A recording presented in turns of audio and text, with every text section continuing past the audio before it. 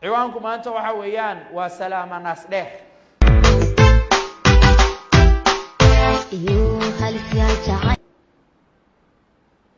mid kolayga lagu reebo iyo mid inta laga bixiyo la luxo leesh waa salaama naas dheer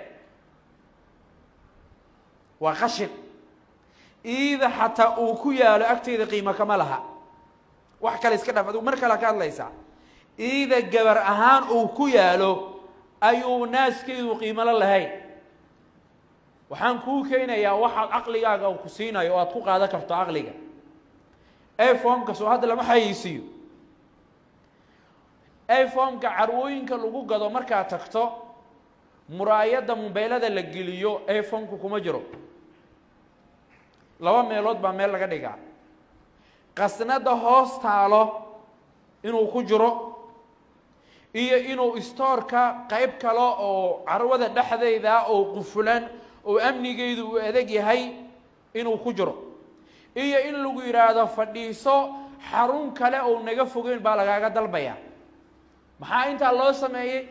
وتلفن غالية لما كن أما كن يسديت بقوله ضرر بوجوبه adiga gabar yahay muslimada ee aan adeerka ku ahay waxa soo dhan waxa ka qaalisan jirkaaga qayb kamida midalan halka jirkaaga meeshaas taha in la arko ayaa iPhone-ka ka qaalisan wax kale iska daayay maanta naaskaaga banaanka yaal markaasaad wiil ajnabiga inta tiri kaamira igu qabo ayaa hadale waxa tiri baraha bulshada hal dhigo habar weey oo waayeela oo ka sheekeeyaysa ma aragtay sida ay dhahdaan dhahayna maxay cibaarada isticmaalsho waxaan ahayn hadaan isticmaalna dimbi nagu naqanay baraha bulshada inta soo fadhiisatay leedahay sidee la isku dhuuqa ya laakiin maxaan ku faraxsanahay bulshada wax ay haya ku jiro oo dhahayo maxishooto way dhimatay bal waxay umada horteeda la iimaanaysa fiiri waa ku faraxsanahay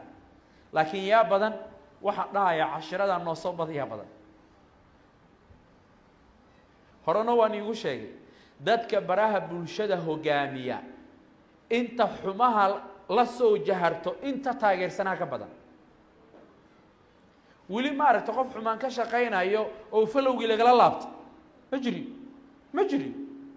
bal wala si taageera